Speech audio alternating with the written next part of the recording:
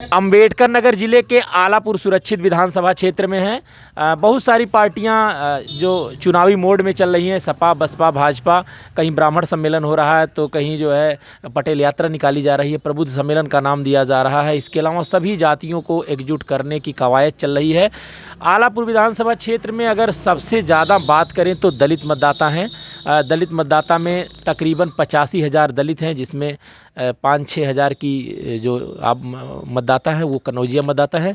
इसके बाद जो है दूसरे नंबर पर अगर यहाँ मतदाता की बात की जाए तो 50 से 51 हज़ार यादव मतदाता हैं और 39 से 40 हज़ार ब्राह्मण मतदाता हैं। तो ये बहुत सारे ये जातियों का समीकरण है। मुस्लिम, आज हम ये नेवारी गांव में हैं, मुस्लिम बाहुल्य इलाका है और ये बड़ा गांव माना जाता है, बड़ा इलाका माना जाता है इस क्षेत्र का। तो इस क्षेत्र के लोगों से बात करेंगे कि विकास के काम कितने हुए, सरकार के जो दावे थे और वायदे थे वो धरातल पर उतरे कि नहीं। तो इन्हीं सब बातों को लेकर के आज हम ग्रामीणों के बीच हैं। क्या नाम है चाचा आपका? वसी अहमद। क्या हाल है? काम धाम बढ़िया चल रहा है? नहीं सरकार ने कुछ काम किया कि नहीं? नहीं। लॉकडाउन में कुछ परेशानी बहुत है। परेशानी हुई है। अच्छा, सरकार अगर के काम में अगर 10 नंबर में अगर आपको नंबर देना हो, कितना नंबर देंगे?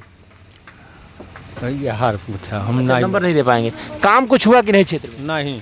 नहीं हुआ। और भी लोग हैं, इनसे भी बात करते हैं। भाई साहब, क्या नाम है आपका? जी मोहम्मद अहमद। मोहम्मद अहमद जी, ये इस बताइए, बीजेपी की सरकार में कुछ काम हुआ है? कोई काम नहीं हुआ बीजेपी की सरकार में। सरकार कह रही है गेहूं चावल बांट रहे हैं और इसके बाद किसान सम्मान निधि दे रहे हैं। गेहूं चावल देने से थोड़ी सिर्फ पेट भर जाएगा, बाकी और तो काम है। जैसे हम लोगों की समस्या है, पानी की समस्या हो गई है, लाइट की समस्या हो गई। लाइट आती है 2 घंटा रहती है, उसमें भी पावर लूम नहीं चल पाता है। सबसे बड़ी समस्या हम लोगों की पावर है। अच्छा, आप लोग पावर लूम चलाते हैं तो क्या माहौल लग रहा है कि जो बिक्री आपकी आज के 1.5 साल पहले थी इस टाइम है वो नहीं प्रभावित हुई है? हाँ, बहुत ज़्यादा प्रभावित। अच्छा, ये गांव में लो वोल्टेज की समस्या होती है? बहुत ज़्यादा लो वोल्टेज। ये मान कर चलिए, अगर आप बिजली का तार पकड़ लेंगे तो आपको पावर नहीं मारेगी। ये अच्छा, समस्या इतना है? इतना ज़्यादा समस्या। और आए दिन 2 बार 3 बार जो है तार हम लोगों का गिर जाता है, उसको हम लोग चंदा उंदा देकर बनवाते हैं फिर। अच्छा, पेट्रोल डीजल गैस और सरसों का तेल, ये सब की समस्या बहुत ज़्यादा है। खरीदना पड़ता है? सब कुछ खरीदना पड़ता है, सिर्फ पानी को छोड़। बाकी हम लोगों के पास खेत है, तो जैसे दाल है, चावल है और तेल है। तेल 220 रुपया लीटर हो गया है। तो दिक्कत हो रही है, रोज़मर्रा की जो है ज़िंदगी दिक्कत हो रही है। ये बताइए कि अगर 10 में सरकार को नंबर देना हो, कितना नंबर देंगे? हम तो सरकार को 0.0 देंगे।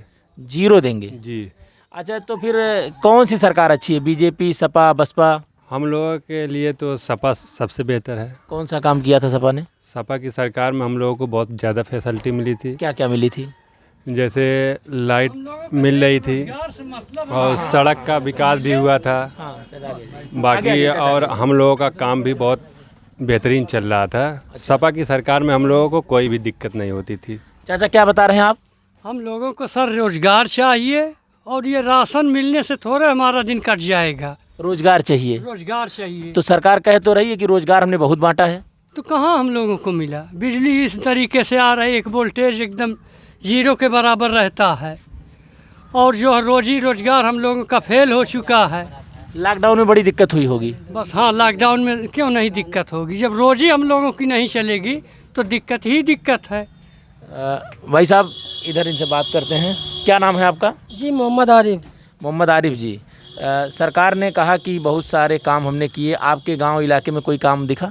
जी हमको तो नहीं दिखाई दिया। सरकार अपने बेसिस पे क्या कहना चाह रही है सरकार को ही मालूम है। लेकिन हम यहाँ 8 साल से सऊदी रह रहे हैं, यहाँ 5 महीने आके कोई हमको परसेंटेज सरकार की तरफ से नहीं दिखाई दिया। काम कुछ नज़र नहीं आया? काम कुछ नहीं नजर दिखाई दिया। और सरकार बोलती है कि विदेश में जाओ, विदेश में जाओ। सरकार ही बन करके यहाँ सब कुछ लॉकडाउन कोरोना बता के सब कुछ।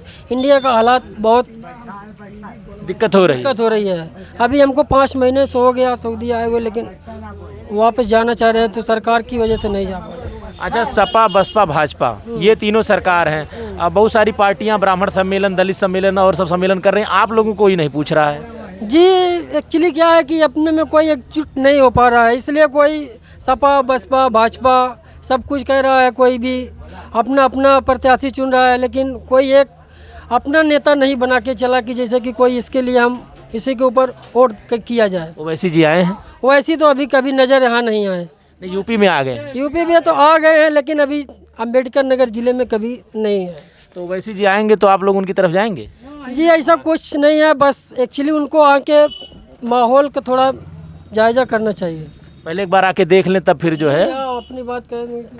भाई साहब, क्या नाम है आपका? सजाद आलम। क्या करते हैं आप? यही चाय वाली दुकान चलाते हैं। चाय वाली दुकान। चाय वाली दुकान पे कुछ असर पड़ा लॉकडाउन के बाद? इतना असर पड़ा है कि लड़किन का पेट नहीं चले वाला है। दिक्कत हो रही? बिक्री होत रही वो खत्म हो गई है, दूसरे से कर्जा लेके वहाँ जो दुकान चलावे का पड़त है। अच्छा, वो मुसलमानों को कोई नहीं पूछ रहा, ब्राह्मण और ये सब को पूछ? तो बहन तक पूछे रहे, अपना विधायक यहाँ रोड पे बैठा है जहांगीरगंज का नाम है, कभी ये हालात देखे ना यानी कि चलत है का नहीं चलत है। हालात बुरे हैं, बहुत खराब है। तो और भी ग्रामीण हैं, तो ये आप देख रहे हैं कि इस तरीके से चीज़ें हैं। लोगों का कहना है कि काम नहीं हुए हैं और जाहिर सी बात है काम पे ही जनता वोट करती जाती है। एक मिनट खड़े हो जाए जरा। क्या नाम है आपका? मोहम्मद अंसार। मोहम्मद अंसार जी, आपकी उम्र लगभग 50 के आसपास होगी। बहुत सारी सरकार आप देख चुके हैं। कौन सी सरकार आपके हिसाब से सही है? अब साहब ऐसा है कि सरकार तो ये तो नहीं ठीक है। कौन सी सही है? ये कि पहले वाली सरकार जो रही ठीक रही। कौन सा काम किया था इसके पहले वाली सरकार ने? कुछ किया था? धंधा पानी चलत रहा ठीक ठाक। ये तो धंधा नहीं चलत। धंधा तो चल रहा है। धंधा तो नहीं चल रहा है, महंगाई बहुत है। अच्छा, क्या करते हैं आप? ये बुनाई वाला काम है। बुनाई वाला? ये बुनाई वाले काम पे कितना असर पड़ा है बहुत ज़्यादा असर पड़ा है लॉकडाउन के बाद से? जी। अच्छा, ये आप कहाँ बेचते हैं? टांडा में बेचते हैं? टांडा, संत कबीर नगर? हाँ, खलीलाबाद, बाराबंकी, हर जगह बिक रहा है। यहाँ के जो गमछे और लुंगी हैं कई जनपदों को जाते हैं, कई प्रदेशों को जाते हैं, तो इनके जो दर्द हैं कि यहाँ विकास कार्य भी नहीं हुए हैं, हो ही नहीं रहा है। विकास तो इनका एकदम धंधा भी प्रभावित है। काम धंधा, रोजी रोजगार के साथ साथ जो दैनिक दिनचर्या उस पर भी असर पड़ रहा है। महंगाई से भी ये लोग परेशान हैं। अब देखने वाली बात ये होगी जब आगामी 2022 में यूपी का चुनाव होगा तो इनका मूड कैसा रहता है तब तक, और ये क्या करते हैं ये तो चुनाव के बाद ही कन्फर्म होगा।